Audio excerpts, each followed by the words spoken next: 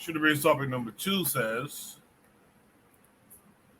uh, further evidence of the cotton picking industry in the U.S. This takes us, I believe, to YouTube.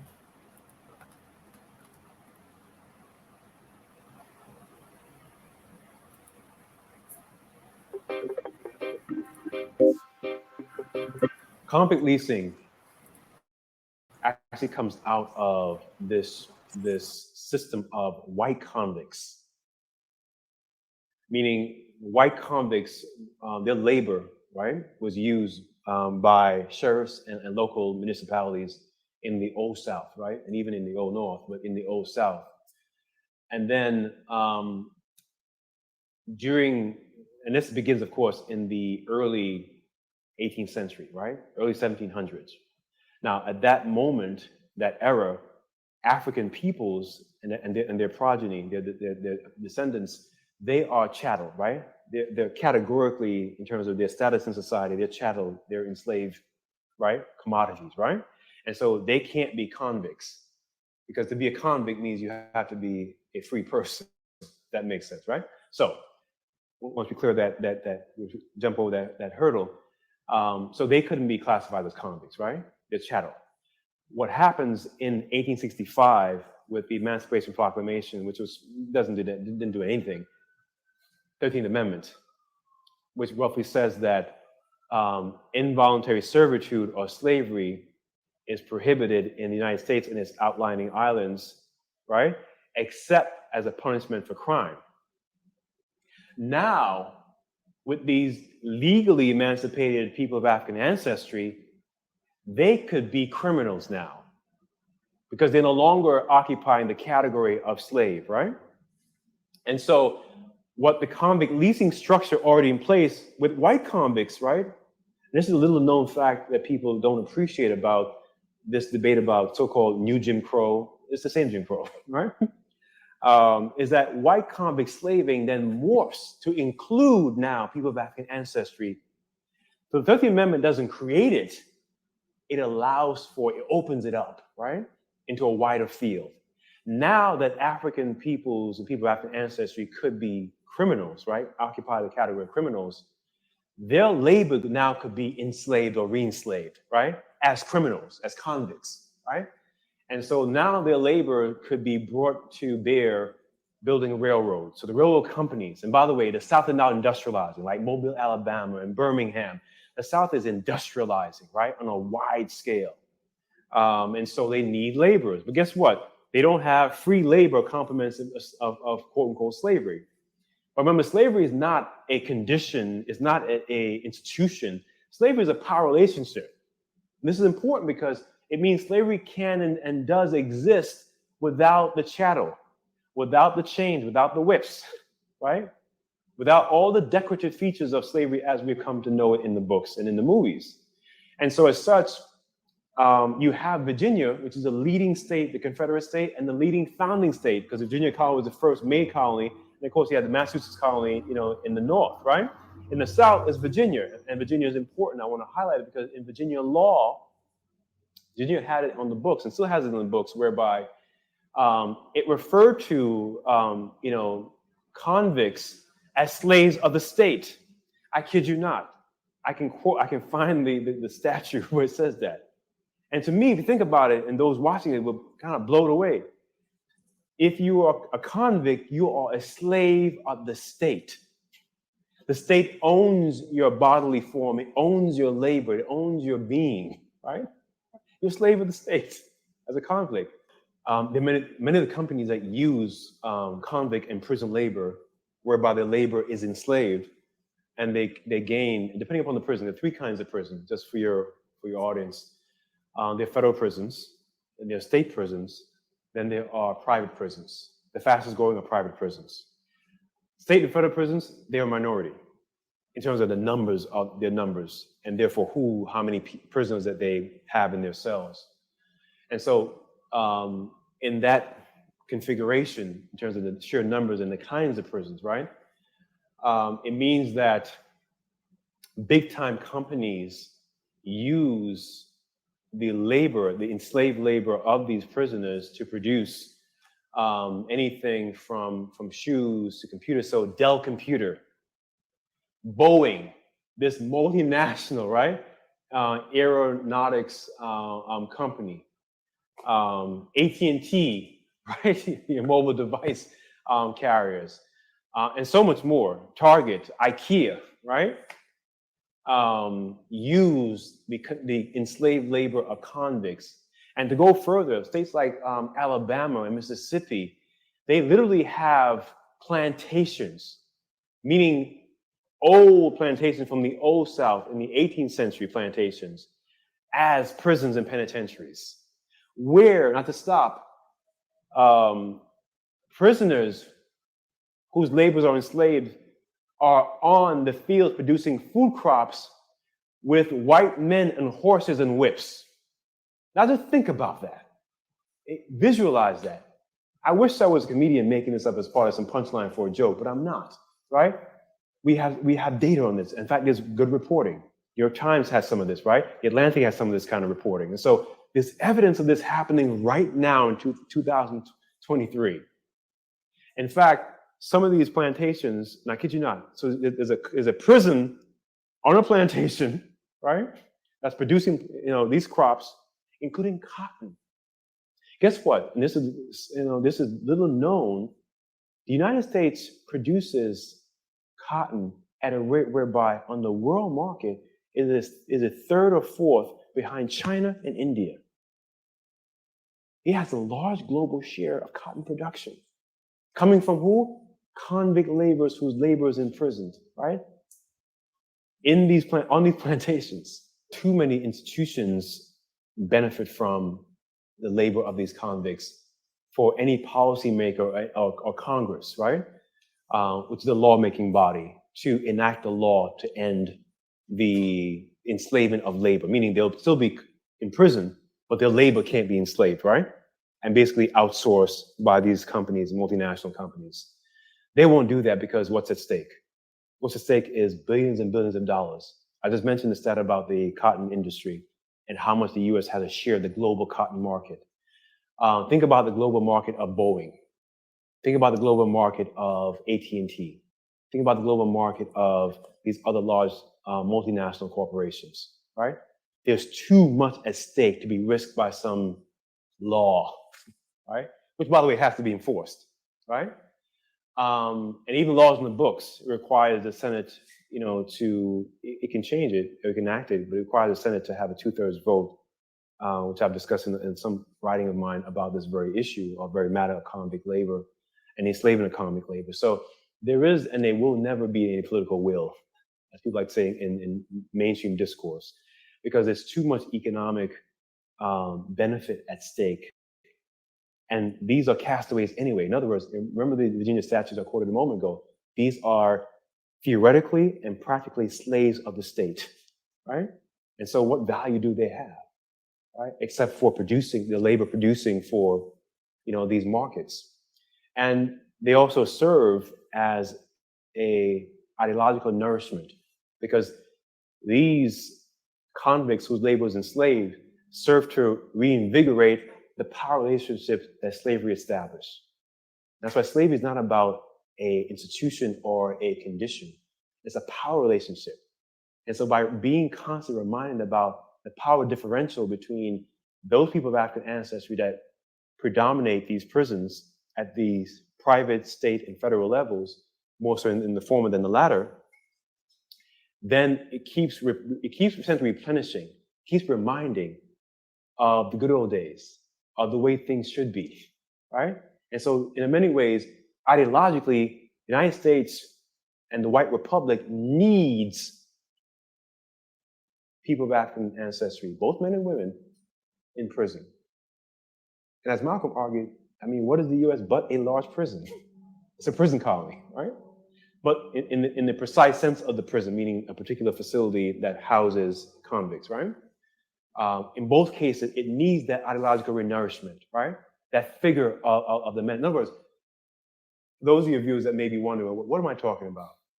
If you're on the streets and let's say prisons were abolished, as some people have been asking, right? Which is not going to happen. Prisons were abolished; they don't exist anymore, right? Then would you fear a man like me walking down the street at night? Would you fear a man like me in the elevator next to you in your purse? You might, but it wouldn't be because of that, right? In other words, I'm the excuse me, you can cut this out. I am the about to choke. I am the archetypical boogeyman. White society needs me to nourish its violence against me and people like me. And so if you remove the prison, you remove a vector or a reminder of my criminality that's going to happen, right? You remove my terrorism that's going to happen. That's why you've got to have the prisoners. You've got to have the convicts. You've got to have the boogeyman.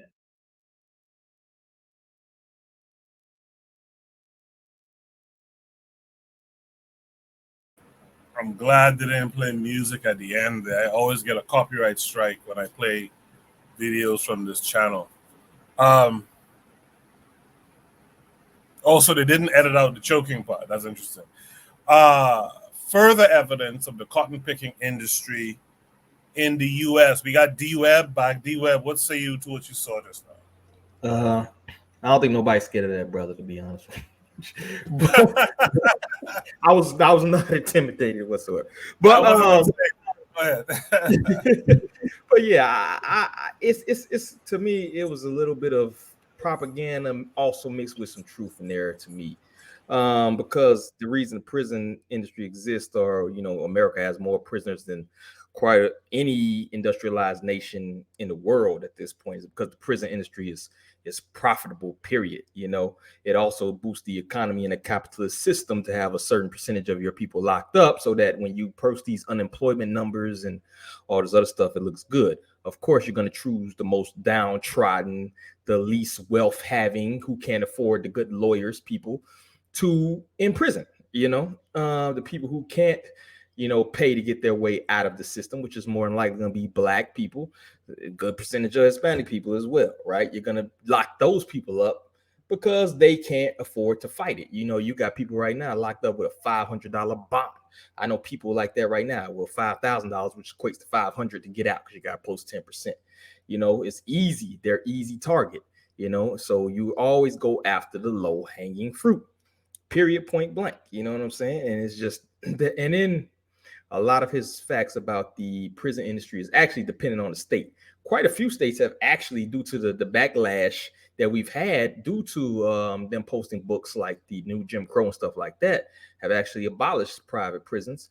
Other states have actually increased it. So it just pretty much depends on the state as far as what you're talking about. The federal system pretty much doesn't even, I think the federal system almost doubled, which is just funny because you're talking about right now a system that's run by the quote unquote Democrat, right? You have a Democrat president, but if you look at the numbers from 2000 to 2020 or so, or 2023 now, federal prison, private prisoners have actually increased, right? So Kamala ain't getting you out the joint. But, also to me, it also depends on what you're in there for, we know people, I know people who have terrorized, Black people who have terrorized the Black community, If you in there for murder of another brother, you in there for rape and all this other stuff, I really don't give a fuck what they do to you, to be honest with you. You feel me? I think Brother Bakari kind of hits on this before, where we do this great fight for the prisoners. Well, it depends on what you're for. If you really were sincere about, getting the brothers who don't deserve to be in there out, you'd be against the war on drugs, which is a bunch of bullshit, right? We know the war on drugs is some nonsense to lock up more Black people. However, if you're in there for rape, you're in there for murder of another brother, these types of things, I really don't give a fuck if the state does enslave the fuck out of you. You know what I'm saying? So to me, it's a lot of nuance in there that I think he kind of skipped on, because that's not really good things to talk about with this particular type of interview he's doing right now. So that's what I got, bro. Thank you for that, D-Web. I agree with you. I think once you kill another Black person, harm him, rape him, or whatever. You're not one of my folks, so I'm not one of these people who always screaming free 90. Like, dude, 90 killed 3 people. What are you talking about?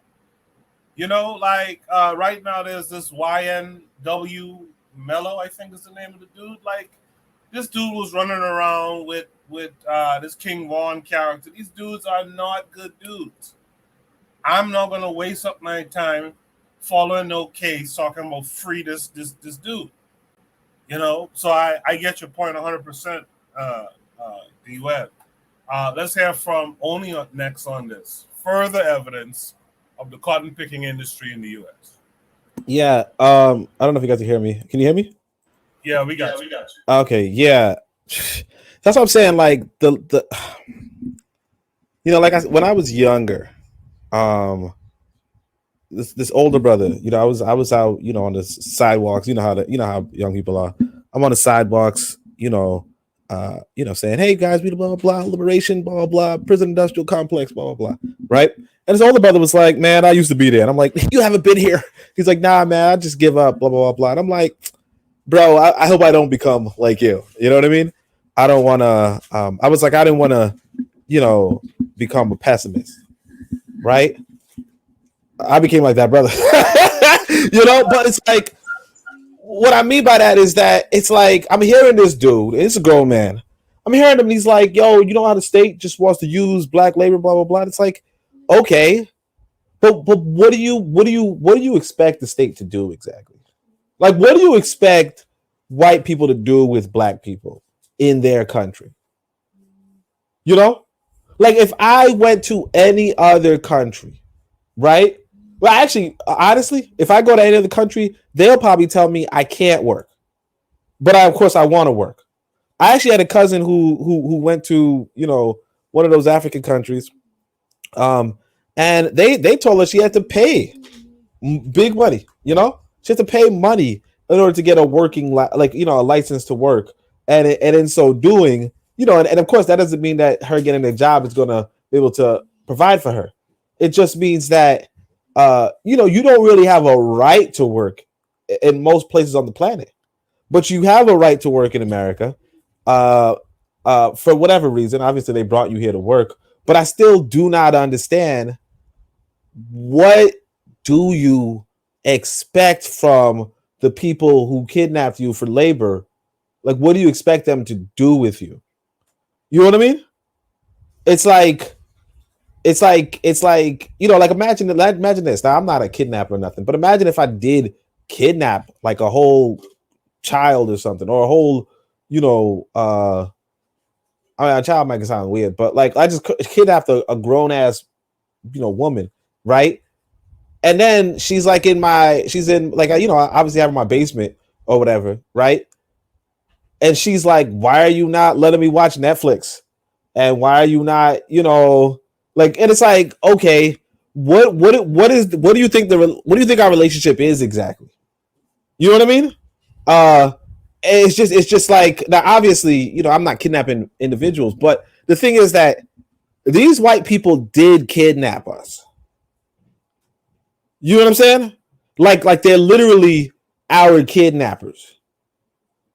So it's just kind of weird that we're just like, hey, like why is everything not peaches and roses with us? It's like, well, because you were kidnapped and you have the opportunity to leave, right? There, and I understand if you don't want to leave, right? But you have the opportunity to leave, you stay, and they're going to treat you like shit.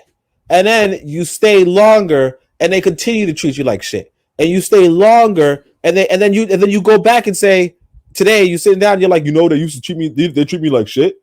Yeah. Why would they not treat you like shit? That's what I'm not getting when I hear people, say these sort of things. Like at first, when I first heard about the convict leasing system, I was like, okay, damn, I didn't know that. But that was 20 years ago. Now I'm just like, okay, it makes a lot of sense that they had a bunch of black folk who they wanted they wanted cheap labor from.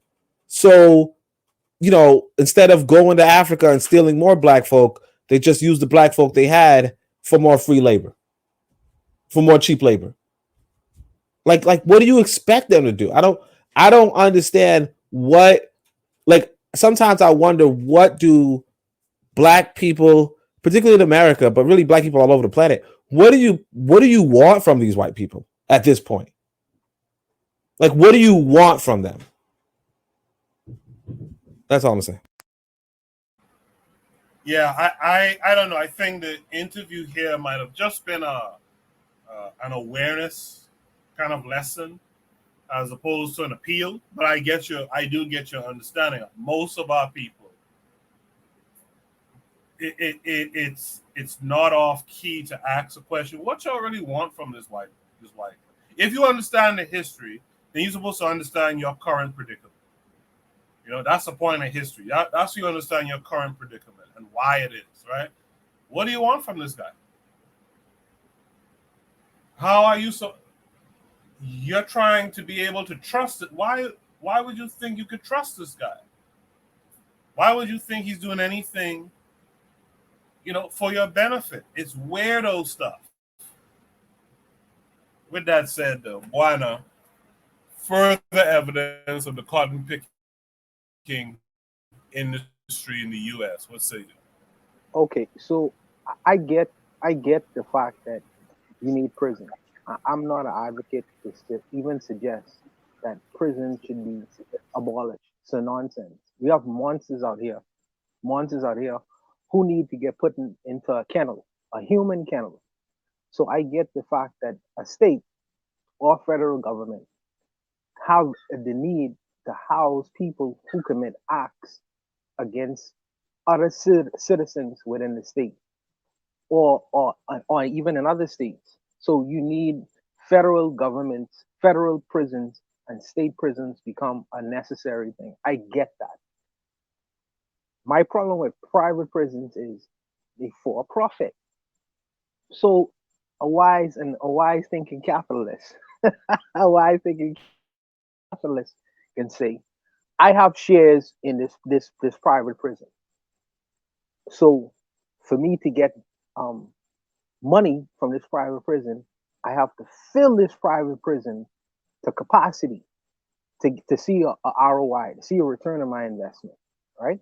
So I'm going to create outcomes to ensure that these private prisons are filled to capacity. So what am I going to do? Since I already have shares in this private prison, where am I going to go? I'm going to go to the music industry, and I'm going to pay people to create narratives or a mindset that is going to influence them to do things. Maybe they may do it without me being influenced. Maybe they may do things without me whispering in their ear. But I'm going to try to create guaranteed outcomes.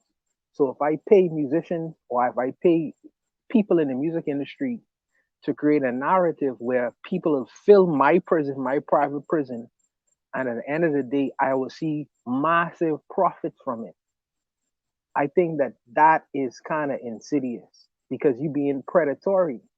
Yeah, you're being predatory because you are helping to create narratives, not necessarily to improve the society, but to fill your pockets with money. You know what I mean? And it's like, if they fill my private prison with free labor, then if I'm in the tech industry, in the clothing industry, or whatever, free labor is always gonna mean that I could sell my products for a lesser cost than someone who have to pay for that labor outside of prison. So now my profits will shoot out of the window now, because I could sell my products for a cheaper cost, and the shares in my business will go up and up and up and up. I think it's very predatory, very predatory. I think that federal government should have prisons, because you're talking about the laws of the country. I think that the state should ensure or warehouse some of these monsters that exist within our society. But for-profit prisons, I kind of have an issue with that, because I know capitalists think on a level of, we just trying to get our bottom line. and our bottom line is money. However we can get it. So even if we have to put monies into different places to ensure that our prison is going to be filled to capacity, we're going to make that happen. So that's for me, that's the insidious nature of private prisons, and that's the problem I have with private prisons. In the chat, thank you, Bonner, for that. In the chat, Ms. Vidya says it would be okay if it were only the monsters in prison. However, this government keep creating laws to catch up our people on pettiness to ensure prison industrialization. She said old Joe wrote policy as senator, which increased black prison population. Prop was crack bill. Jose is still out there in the chat. He says known rappers have spoken of events where people of the prison industry met with known rappers and producers to do exactly that. I believe it was a rapper from Bone Thugs and Harmony. So Jose is referring to this talk of there was a meeting in the 90s among some of the bigger performers in hip hop and rap in particular to produce the gangster rap or reality rap type genre, to push that heavily, and I guess some people agreed to that. I think that's what Jose is referring to. Hey, is there any other last thoughts on this topic before we move on? Oh yeah, I just wanted to just reinforce. Can you hear me? Yeah, go ahead. Yeah, I just wanted to reinforce. If you kidnap somebody, right, and then the kidnapped person is free to go, right? They shouldn't stick around. There's no sense in sticking around. That's where it really begins to boggle the mind. If because like I said, if I were to kidnap a woman, keep her in my basement, and just be mean or whatever, right? After I say, oh, okay, I'm caught, I can't do this anymore, whatever. If she says, well, so what next? Right? You're gonna say to yourself, what kind of what's wrong with this woman? I mean, obviously, I'm a bad person, right? But when the abused finds out, like when the abused gets liberated from the abuser, right? And they say, okay, well, what's next for us, boss? Right? That's where it's like, okay, something is really up. And I think that's an underaddressed sentiment. That's all I'll say. Thanks, man. No problem. Webb, you wanted to touch on this comment you made in the chat?